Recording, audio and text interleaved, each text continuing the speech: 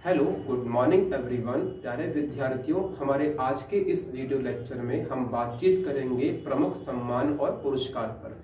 देखिए विद्यार्थियों, आप इस बात को समझिए, अगर आप आने वाले समय में एमपीपीएससी, एमपीएसआई या एमपी पुलिस के एग्जामिनेशन में बैठने वाले हैं, जिसके एग्जामिनेशन अभी चल भी रहे हैं, तो ध्यान रखना आपके इन एग्जामिनेशन के पॉइंट ऑफ व्यू से ये वीडियो लेक्चर बहुत महत्वपूर्ण है।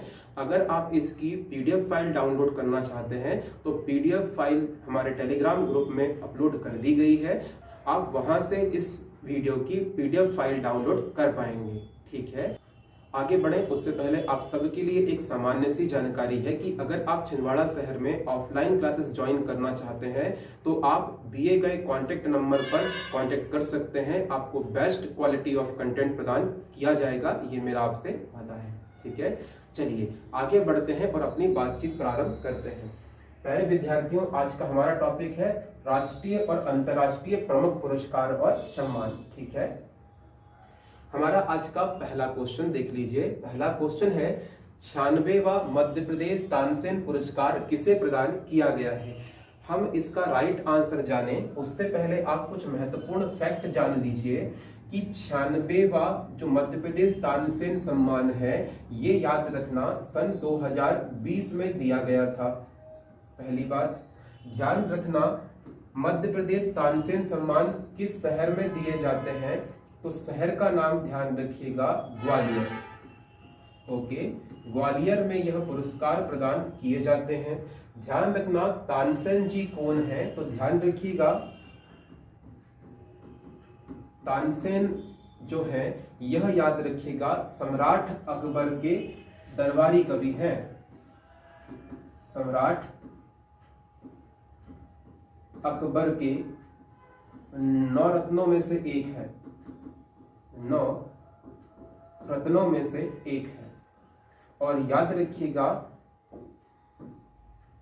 इनका मूल नाम क्या है, तो इनका मूल नाम है रामतनु पांडे।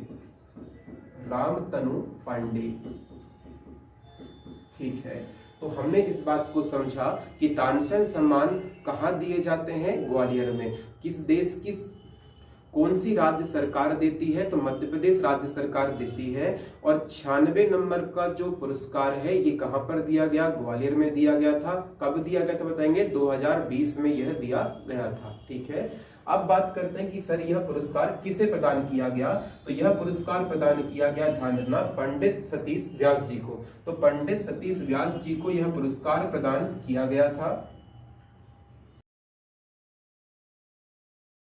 अब देख लेते हैं कि कौन है पंडित सतीश व्यास जी। तो ध्यान रखिएगा पंडित सतीश व्यास जी आपके सामने यह रहे। इनका संबंध किससे है, तो बताएंगे इनका संबंध है संतूर से। किससे बताएंगे, संतूर से। और आपको संतूर बजाते हुए पंडित सतीश व्यास जी दिखाई दे रहे हैं। ये है संतूर, जो कि आप बताएंगे एक वाद्य यंत्र है। ठीक है, यहाँ पर हमें यह बात भी समझनी होगी कि यह पुरस्कार किस क्षेत्र में दिया जाता है। तो चलिए अब बात करते हैं। तो ध्यान रखिएगा 96th तानसेन सम्मान किसे दिया गया है, तो ध्यान रखिएगा सतीश व्यास जी को दिया गया है। अच्छा, किस क्षेत्र में देते हैं यह पुरस्कार, इसका फील्ड क्या है, तो इस पुरस्कार की फील्ड है शास्त्रीय संगीत के क्षेत्र में यह दिया जाता है। अब बात करते हैं कि सतीश व्यास जी का संबंध किस क्षेत्र से है, तो इनका संबंध है संतूर वादन से। ठीक है, बात कर लेते हैं कि इस पुरस्कार की शुरुआत कब की गई थी, सन 1980 में।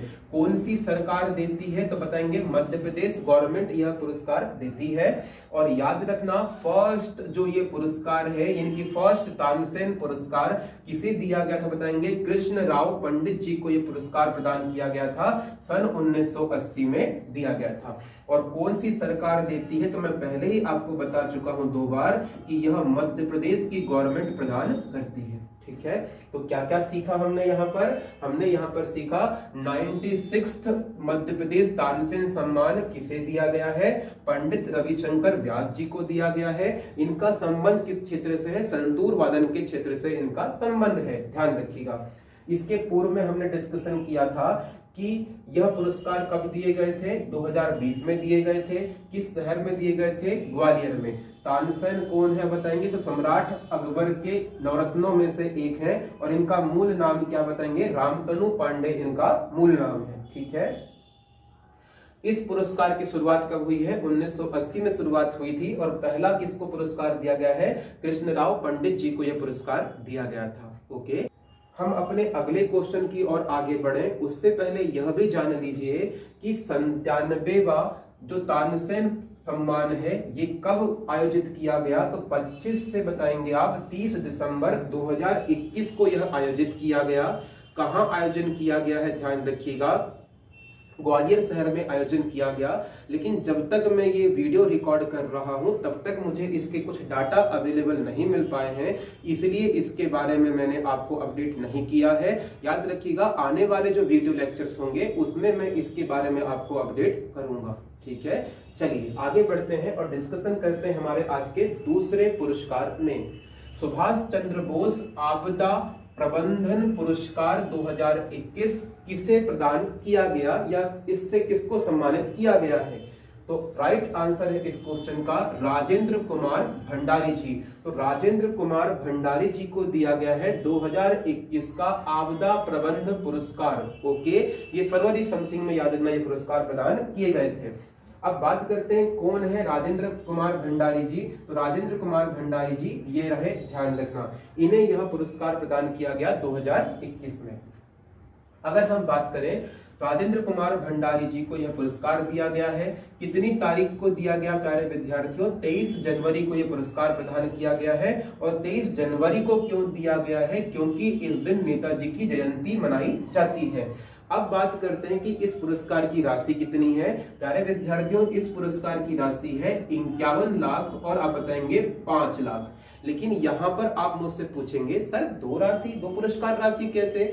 मेरे प्यारे विद्यार्थियों, ये 2 श्रेणी में दिए जाते हैं, एक संस्थागत श्रेणी में और एक व्यक्तिगत श्रेणी में। जब यह व्यक्तिगत श्रेणी में दिए जाएंगे तो 5 लाख रुपए की राशि दी जाएगी और किसी संस्था को ये पुरस्कार दिया जाएगा तब आप बताएंगे 51 लाख रुपए की राशि दी जाएगी। ओके, चलिए आगे बढ़ते हैं, नेक्स्ट क्वेश्चन डिस्कस करते हैं। हमारा आज का तीसरा क्वेश्चन है DRDO के द्वारा साइंटिस्ट ऑफ द ईयर 2021 का अवार्ड किसे प्रदान किया गया। इस क्वेश्चन का राइट आंसर है हेमंत कुमार जी को। तो हेमंत कुमार जी को दिया गया है DRDO की तरफ से साइंटिस्ट ऑफ द ईयर 2021 का अवार्ड। यहाँ पर आप पूछना चाहेंगे सर कौन है हेमंत कुमार, तो याद रखिएगा ये रहे हेमंत कुमार जी। तो हेमंत कुमार जी को ये पुरस्कार प्रदान किया गया है। यहाँ पर आप जानना चाहेंगे कि सर यह पुरस्कार इन्हें क्यों दिया गया, तो ध्यान रखना यह पुरस्कार इन्हें दिया गया है ल्यूकोडर्मा नामक एक जो रोग था उसके लिए इलाज खोजा, इसीलिए DRDO ने इन्हें अब बताएंगे यह पुरस्कार प्रदान किया है। ठीक है, आप यहाँ पर जानना चाहेंगे कि ल्यूकोडर्मा रोग क्या है, तो मेरे प्यारे साथियों त्वचा से संबंधित ये रोग है और त्वचा पर याद रखना व्हाइट कलर के धब्बे बन जाते हैं, एक प्रकार से रोग हो जाता है, इसी को हम क्या बोलते हैं, ल्यूकोडर्मा रोग। और चलिए आगे बढ़ते हैं तो बातचीत कर लेते हैं महत्वपूर्ण तथ्यों में। याद रखना कौन देता है ये पुरस्कार, आप बताएंगे DRDO। तो यह पुरस्कार देता है DRDO। किसे दिया गया है बताएंगे, हेमंत कुमार जी को। हेमंत कुमार जी को दिया गया है। और ध्यान रखिए प्यारे साथियों क्यों दिया गया है, तो आप बताएंगे ल्यूकोडर्मा बीमारी के इलाज खोजने के लिए पुरस्कार दिया गया है। यहाँ पर आप सबको जानना चाहिए DRDO के बारे में। प्यारे विद्यार्थियों, हम बात करें DRDO की, DRDO की, तो इसका फुल फॉर्म क्या है, डिफेंस रिसर्च डेवलपमेंट ऑर्गेनाइजेशन। तो DRDO का फुल फॉर्म है डिफेंस रिसर्च डेवलपमेंट ऑर्गेनाइजेशन। इसकी स्थापना कब की गई थी, तो इस संस्थान की स्थापना की गई थी 1 जनवरी 1958 में। हेडक्वार्टर की बात करें तो हेडक्वार्टर है बताएंगे दिल्ली में। और याद रखिएगा इसके अध्यक्ष कौन है, तो DRDO के अध्यक्ष बताएंगे G सतीश रेड्डी। जी सतीश रेड्डी जी, ध्यान रखिएगा ये इसके अध्यक्ष हैं। क्या सहमत हैं आप मेरी बातों से, ठीक है। चलिए अब आगे बढ़ते हैं नेक्स्ट क्वेश्चन की ओर। प्यारे विद्यार्थियों, हमारा आज का चौथा क्वेश्चन है कलिंग रत्न सम्मान 2021, कलिंग रत्न सम्मान 2021 किसे प्रदान किया गया? इस क्वेश्चन का राइट आंसर है विश्व भूषण हरिचंदन। तो विश्व भूषण हरिचंदन जी को प्रदान किया गया है कलिंग रत्न सम्मान 2021। ठीक है, चलिए आगे बढ़ते हैं और डिस्कशन करते हैं हमारे आज के 6वें क्वेश्चन में, फेमिना मिस इंडिया 2020 का खिताब किसने जीता है? इस क्वेश्चन का राइट आंसर हम जाने उससे पहले आप यह जान लीजिए कि यह जो पुरस्कार या अवार्ड है ये 2020 में होना था, लेकिन याद रखना यह अवार्ड कब दिया गया, अब बताएंगे 2021 में। यानी कि यह जो खिताब था 2020 में दिया जाना था, लेकिन दिया कब गया? 2021 में। ठीक है, बात कर लेते हैं कि 2021 में किसे दिया गया है? मानसा वाराणसी को यह पुरस्कार दिया गया, खिताब दिया गया। कौन है मानसा वाराणसी? तो ध्यान रखना यह है मानसा वाराणसी। चलिए अब इनके बारे में जानकारी लेते हैं। मानसा वाराणसी का संबंध किस राज्य से है? तो ध्यान रखना तेलंगाना राज्य से इनका संबंध है। याद रखना तेलंगाना राज्य का गठन किया गया था 2 जून 2014 को, 2 जून 2014 को इस राज्य का गठन किया गया। और याद रखिए मैं बता चुका हूं आपको कि ये 2020 की प्रतियोगिता थी और कब हुई थी प्यारे विद्यार्थियों? 2021 में इसका आयोजन हुआ था। ठीक है, चलिए नेक्स्ट क्वेश्चन की ओर बढ़ते हैं, डिस्कशन करते हैं हमारा आज का 7वां क्वेश्चन, मिस यूनिवर्स 2020 का खिताब किसने जीता? याद रखिएगा मिस यूनिवर्स 2020 का जो खिताब है ये जीता है, बताएंगे एंड्रिया मेजा। एंड्रिया मेजा ने याद रखना ये खिताब जीता था। कौन है एंड्रिया मेजा? तो ध्यान रखिएगा ये रही एंड्रिया मेजा। ध्यान रखिएगा एंड्रिया मेजा ने याद रखिएगा ये खिताब जीता है। कब का खिताब जीता बताएंगे? 2020 का। और इनका संबंध किस देश से है? मैक्सिको से इनका संबंध है। भारत की ओर से इस प्रतियोगिता में भाग लिया था एडलिन कास्टिलिनो। एडलिन कास्टिलिनो ने भारत की ओर से इस प्रतियोगिता में हिस्सा लिया था। इनको कौन सी रैंक मिली थी? तो इनको ध्यान रखना 5th रैंक मिली थी, टॉप 10 में यह शामिल हुई थी एडलिन कैस्टेलिनो। मिस यूनिवर्स, यहां पर एक चीज काटनी है आपको, इंडिया, यहां पर इंडिया नहीं आएगा, मिस्टेक हो गई थी हमसे टाइपिंग करते समय, तो इसके लिए क्षमा चाहते हैं हम। मिस यूनिवर्स 2021 का खिताब किसने जीता है? देखिए 2020 का खिताब किसने जीता है? 2020 का खिताब जीता है एंड्रिया मेजा ने। यहाँ पर बात चल रही है कि 2021 का खिताब किसने जीता है? तो 2021 का खिताब जीता बताएंगे हरनाज संधू ने। ठीक है, हरनाज संधू ने जीता है और ये रही हरनाज संधू, ध्यान रखिएगा, वेरी वेरी इंपॉर्टेंट है। अब बात कर लेते हैं कि हरनाज संधू ने यह अवार्ड जीता है। हरनाज संधू ने याद रखिएगा यह अवार्ड जीता, मिस यूनिवर्स 2021 का खिताब जीता है। दिसंबर में यह प्रतियोगिता हुई थी और मिस यूनिवर्स की यह प्रतियोगिता थी। ठीक है, चलिए अब यहाँ पर हम यह जाने कि क्या हरनाज संधू से पहले भी कोई भारतीय सुंदरी रही हैं जिन्होंने इस खिताब को जीता है? तो जी हाँ, बिल्कुल रही हैं। पहली सुंदरी रही हैं सुष्मिता सेन, जिन्होंने 1994 में यह खिताब जीता था। दूसरी सुंदरी रही हैं लारा दत्ता, जिन्होंने सन 2000 में यह खिताब जीता। और तीसरी सुंदरी बनी है बताएंगे हरनाज संधू, जिनका संबंध पंजाब राज्य से है और याद रखना 2021 में इन्होंने यह खिताब जीता है। चलिए डिटेल डिस्कशन कर लेते हैं। याद रखिएगा सन 2000 में किसने जीता था ये पुरस्कार? लारा दत्ता ने ये पुरस्कार भारत के लिए जीता था। और ध्यान रखिएगा सन 1994 में पहली बार भारत के लिए पुरस्कार जीती थी सुष्मिता सेन ने। तो 3 भारत की सुंदरी हैं जिन्होंने मिस यूनिवर्स का खिताब जीता हुआ है। इनके क्रम देख लेते हैं। पहले नंबर पर सुष्मिता सेन, दूसरे नंबर पर लारा दत्ता, तीसरे नंबर पर बताएंगे आप हरनाज सिंधु। ठीक है, क्लियर है। आगे बढ़ लेते हैं। देखिए आगे बढ़े उससे पहले देखिए हम मिस यूनिवर्स की बात तो कर ही लिए हैं। भारत के अंदर की पहली मिस यूनिवर्स कौन हुई है, दूसरी कौन हुई है, तीसरी कौन हुई है। मैं चाहूंगा कि यहाँ पर आप यह भी जान लीजिए कि भारत से मिस वर्ल्ड आज तक कौन कौन बनी है। तो भारत से आज तक मिस वर्ल्ड याद रखना 6 सुंदरियां बनी है। जिनके नाम आपके सामने प्रेजेंट किए गए हैं। पहले नंबर पर जो मिस वर्ल्ड बनी थी भारत से, इनका नाम था रीता फारिया और यह भारत की पहली मिस वर्ल्ड थी। दूसरे नंबर पर बनी जिनका नाम था ऐश्वर्या राय बच्चन, और ऐश्वर्या राय बच्चन भारत की दूसरी मिस वर्ल्ड थी। याद रखिएगा 1997 में तीसरी भारत की सुंदरी बनी मिस वर्ल्ड, जिनका नाम था डायना हैडन। चौथे नंबर पर आप बताएंगे कौन बनी, तो यादना युक्ता मुखी बनी थी 1999 में। ध्यान रखना सन 2000 में कौन बनी है मिस वर्ल्ड, प्रियंका चोपड़ा। और 17 में कौन बनी है बताएंगे, मानुषी छिल्लर। और मानुषी छिल्लर का संबंध किस राज्य से है, हरियाणा राज्य से इनका संबंध है। तो ध्यान रखना हरियाणा राज्य से इनका संबंध। यहाँ पर आप विशेष रूप से यह ध्यान रखिएगा, सन 1994 वह वर्ष है जहां पर भारत की सुंदरियों ने मिस वर्ल्ड का खिताब भी जीता है और मिस यूनिवर्स भी जीता है। मिस यूनिवर्स 1994 बनी है सुष्मिता सेन, और 1994 में मिस वर्ल्ड बनी है, ध्यान रखना, ऐश्वर्या राय बच्चन। इसके साथ साथ वर्ष 2000 वह सन है, ध्यान रखना, जिसमें मिस वर्ल्ड और मिस यूनिवर्स भारत से ही चुनी गई थी। मिस वर्ल्ड बनी थी आप बताएंगे 2000 में प्रियंका चोपड़ा, और याद रखना मिस यूनिवर्स बनी थी लारा दत्ता। ओके, क्लियर है। चलिए आगे बढ़ते हैं और नेक्स्ट क्वेश्चन में डिस्कशन करते हैं। 30वां व्यास सम्मान किसे प्रदान किया गया है, तो 30वां व्यास सम्मान प्रदान किया गया है, आप याद रखिएगा, शरद पगारे जी को। शरद पगारे जी को 30वां व्यास सम्मान प्रदान किया गया है। बात कर लेते हैं कि 30वां व्यास सम्मान शरद पगारे जी को प्रदान किया गया, और ध्यान रखना ये रहे शरद पगारे जी, और किस पुस्तक के लिए दिया गया बताएंगे, तो पाटलिपुत्र की साम्राज्ञी।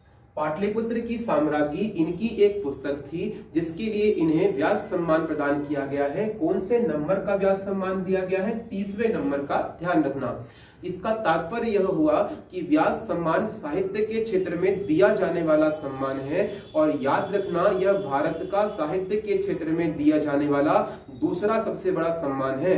आप बोलेंगे पहला सम्मान कौन सा, तो पहला सम्मान है बताएंगे साहित्य अकादमी पुरस्कार, और दूसरा सम्मान है व्यास सम्मान। ठीक है, 30वें नंबर में किसको दिया गया बताएंगे, शरद पगारे जी को दिया गया है। यहाँ पर यह याद रखिए कि 29 नंबर का व्यास सम्मान किसे दिया गया था, नासिरा शर्मा को यह सम्मान दिया गया था। ठीक है, क्लियर है। चलिए इसमें थोड़ा डिटेल डिस्कशन कर लेते हैं कि शरद पगारे जी को यह अवार्ड दिया गया है और इनके किस उपन्यास के लिए दिया गया, तो पाटलिपुत्र की साम्राज्ञी के लिए यह पुरस्कार इन्हें दिया गया है। कौन से सन में दिया गया, 2020 में दिया गया। किस क्षेत्र में दिया जाता है यह सम्मान बताएंगे, साहित्य के क्षेत्र में, और साहित्य के क्षेत्र का दूसरा सबसे बड़ा सम्मान है भारत के अंदर। 29 नंबर पर यह सम्मान किसे दिया गया बताएंगे, तो नासिरा शर्मा को दिया गया था। और नासिरा शर्मा को किस पुस्तक के लिए दिया गया था बताएंगे, तो कागज की नाव। तो कागज की नाव किसने लिखी है, नासिरा शर्मा जी ने लिखी थी, जिनको 29 नंबर का व्यास सम्मान दिया गया था। ठीक है,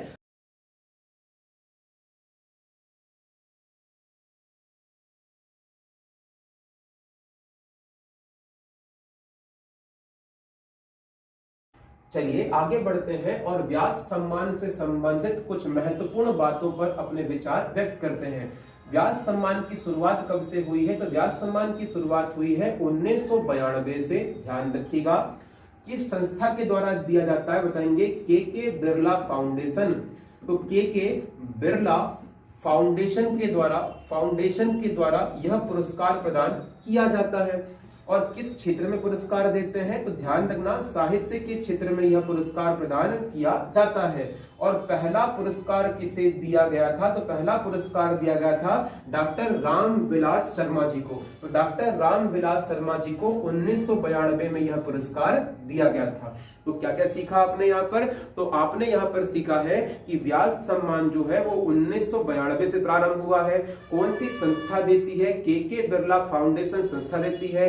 किस क्षेत्र में देते हैं, साहित्य के क्षेत्र में देते हैं। और पहला व्यास सम्मान किसको दिए थे, डॉक्टर रामविलास शर्मा जी को ये पुरस्कार दिए थे। ठीक है, चलिए आगे बढ़ते हैं नेक्स्ट क्वेश्चन की ओर। प्रतिष्ठित महाराष्ट्र भूषण पुरस्कार से किसे सम्मानित किया गया है, तो ध्यान रखना महाराष्ट्र भूषण सम्मान जो है ये इससे सम्मानित किया गया है आशा भोसले जी को। तो आशा भोसले जी को दिया गया है प्रतिष्ठित महाराष्ट्र भूषण सम्मान। ध्यान रखना यह अगर हम बात करें महाराष्ट्र का सबसे बड़ा सम्मान है। तो महाराष्ट्र का सबसे बड़ा सम्मान कौन सा है? महाराष्ट्र भूषण सम्मान है, जो किसे दिया गया बताएंगे 2020 का। तो 2020 का यह अवार्ड दिया गया है आशा भोसले जी को, यह अवार्ड दिया गया है। यह है आशा भोसले जी, ध्यान रखिएगा, और इन्हें पुरस्कार दिया गया है महाराष्ट्र भूषण पुरस्कार। ठीक है, तो आशा भोसले जी को मिला है महाराष्ट्र भूषण पुरस्कार। महाराष्ट्र सरकार द्वारा यह दिया जाता है। इस पुरस्कार की शुरुआत हुई थी 1996 में, ध्यान रखिएगा, और पहला पुरस्कार 1996 में दिया गया था पुरुषोत्तम, याद रखना, लक्ष्मण देशपांडे। तो पुरुषोत्तम लक्ष्मण देशपांडे को दिया गया था पहला महाराष्ट्र भूषण पुरस्कार सन 1996 में, और महाराष्ट्र सरकार का यह सबसे बड़ा पुरस्कार है। ठीक है, चलिए नेक्स्ट क्वेश्चन की ओर चलते हैं। बात नेक्स्ट पुरस्कार है हमारा भारत रत्न पुरस्कार। प्यारे विद्यार्थियों, भारत रत्न पुरस्कार की बात करें तो इसकी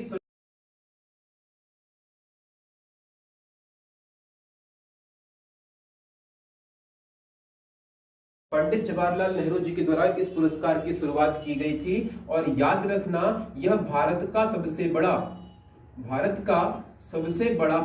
है। भारत का सबसे बड़ा पुरस्कार है, याद रखिए प्यारे विद्यार्थियों, यह भारत का सबसे बड़ा पुरस्कार है। शुरुआत कब से हुई है इसकी? सन 1954 से इसकी शुरुआत की गई थी। याद रखना किस क्षेत्र में यह देते हैं, तो यह पुरस्कार कितने क्षेत्र में दिया जाता है? कला, साहित्य, विज्ञान, सार्वजनिक क्षेत्र के में उत्कृष्ट कार्य करने पर यह पुरस्कार प्रदान किया जाता है। अगर बात करें, इस पुरस्कार को एक बार बंद भी कर दिया गया था और 3 साल तक यह पुरस्कार बंद रहे थे। ध्यान रखिएगा, यह पुरस्कार बंद कर दिए गए थे सन 1977 से, अब बताएंगे 1980। अब आप बोलेंगे सर यहाँ पर क्या हुआ था? तो यहाँ पर एक नई पार्टी आई थी केंद्र में, जिसका नाम था जनता पार्टी, और जनता पार्टी के अब बताएंगे प्रधानमंत्री थे जिनका नाम था मोरारजी देसाई। मोरारजी देसाई ने इन पुरस्कारों को बंद कर दिया था सन 1977, फिर से प्रारंभ कर दिए गए 1980 में। ठीक है, बात कर लेते हैं कि यह पुरस्कार 2014 में किसे दिए गए हैं। तो 2014 में ये पुरस्कार दिए गए, ध्यान रखिएगा, 2014 में ये पुरस्कार प्रदान किए गए माननीय, याद रखिएगा, अटल बिहारी वाजपेयी और मदन मोहन मालवीय जी को। तो मदन मोहन मालवीय और याद रखिएगा अटल बिहारी वाजपेयी जी को 2014 में ये पुरस्कार प्रदान किए गए। ध्यान रखिएगा 2019 में 3 व्यक्तियों को यह पुरस्कार प्रदान किए गए थे, और 3 व्यक्ति आपके सामने हैं। इनका परिचय देना मेरे लिए उचित नहीं है, मैं मानता हूं कि आप सब इनको जानते हैं। तो ये 3 व्यक्तियों को 2019 में भारत रत्न पुरस्कार दिया गया है। और याद रखना, इसके उपरांत अभी किसी को भारत रत्न पुरस्कार नहीं दिए गए हैं, इसलिए मैं यहाँ पर अपडेट नहीं कर रहा हूँ। ओके, चलिए नेक्स्ट पुरस्कार की ओर चलते हैं प्यारे विद्यार्थियों। नेक्स्ट पुरस्कार है हमारे पद्म भूषण, पद्म विभूषण, पद्म भूषण और पद्मश्री। ध्यान रखिएगा, इनकी शुरुआत कब की गई थी? आप बताएंगे सन 1954 में इनकी शुरुआत की गई थी। और किस क्षेत्र में ये पुरस्कार दिए जाते हैं? तो सरकारी कर्मचारी द्वारा की गई सेवा सहित किसी भी क्षेत्र में अगर आप उत्कृष्ट कार्य करते हैं तो ये पुरस्कार आपको प्रदान किए जाएंगे। तो ध्यान रखना कौन कौन से पुरस्कार हैं? पद्म विभूषण, पद्म भूषण और पद्मश्री। कब प्रारंभ हुए हैं? 1954 में ये प्रारंभ किए गए हैं। ठीक है, चलिए आगे बढ़ते हैं नेक्स्ट पुरस्कार की ओर। तो नेक्स्ट पुरस्कार हमारे आप बताएंगे जिसका नाम है भारतीय ज्ञानपीठ पुरस्कार। और भारतीय ज्ञानपीठ पुरस्कार की स्थापना की गई थी सन, याद रखिएगा, 1965 में।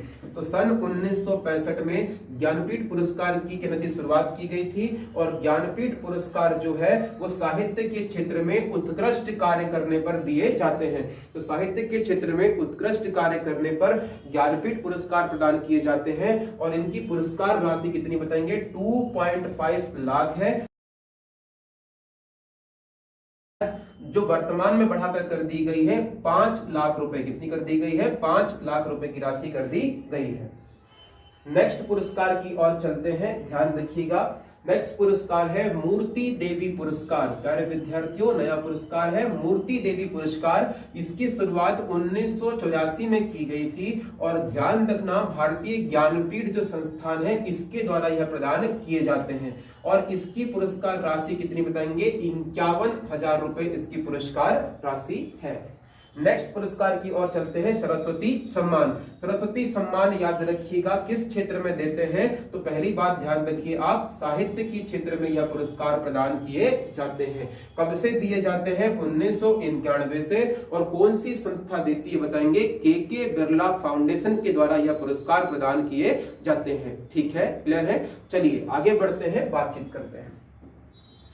नेक्स्ट पॉइंट की ओर चले तो नेक्स्ट पॉइंट है वाचस्पति पुरस्कार। वाचस्पति पुरस्कार भी कब से प्रारंभ हुए हैं, वाचस्पति पुरस्कार भी प्रारंभ हुए हैं 1992 से। और के बिरला फाउंडेशन ये पुरस्कार प्रदान करता है। और साहित्य के क्षेत्र में और संस्कृत साहित्य के क्षेत्र में ये पुरस्कार प्रदान किए जाते हैं। इनकी पुरस्कार राशि है 75,000 रुपए, ध्यान रखिएगा। नेक्स्ट पुरस्कार की ओर चलते हैं। नेक्स्ट पुरस्कार है शंकर पुरस्कार। शंकर पुरस्कार की शुरुआत हुई है 1992 में, ध्यान रखिएगा। और पिछले 10 वर्ष में अगर भारतीय दर्शन, कला, संस्कृत पर उत्कृष्ट रचना अगर आपने लिखी है तो याद रखना ये पुरस्कार दे सकते, आपको मिल सकता है। और के बिरला फाउंडेशन यह पुरस्कार प्रदान करता है। और इसकी राशि कितनी बताएंगे, पुरस्कार राशि है 1.50 लाख, ध्यान रखिएगा, वेरी वेरी इंपॉर्टेंट। आगे बढ़ते हैं, बात करते हैं भारत भारती सम्मान। इसकी शुरुआत आप बताएंगे 1986 में की गई थी। साहित्य के क्षेत्र में ये पुरस्कार प्रदान किया जाता है। और अगर हम बात करें 1.51 लाख रुपए इसकी पुरस्कार राशि है। बात करते हैं बुकर पुरस्कार की, तो बुकर पुरस्कार की शुरुआत हुई थी 1969 में। और याद रखना अंग्रेजी में ब्रिटिश, आयरिश, कॉमनवेल्थ के लेखकों को याद रखना सर्वश्रेष्ठ कृति के लिए यह पुरस्कार प्रदान किया जाता है। और साहित्य के क्षेत्र में ये पुरस्कार देते हैं। और इसकी राशि कितनी है, 20,000 पाउंड इसकी बताएंगे आप पुरस्कार राशि है। ठीक है, चलिए तो ये रहे हमारे कुछ प्रमुख पुरस्कार। प्यारे विद्यार्थियों, आज के लिए बस इतना ही। मिलते हैं अगले वीडियो लेक्चर में। God bless you all. जय हिंद, जय भारत।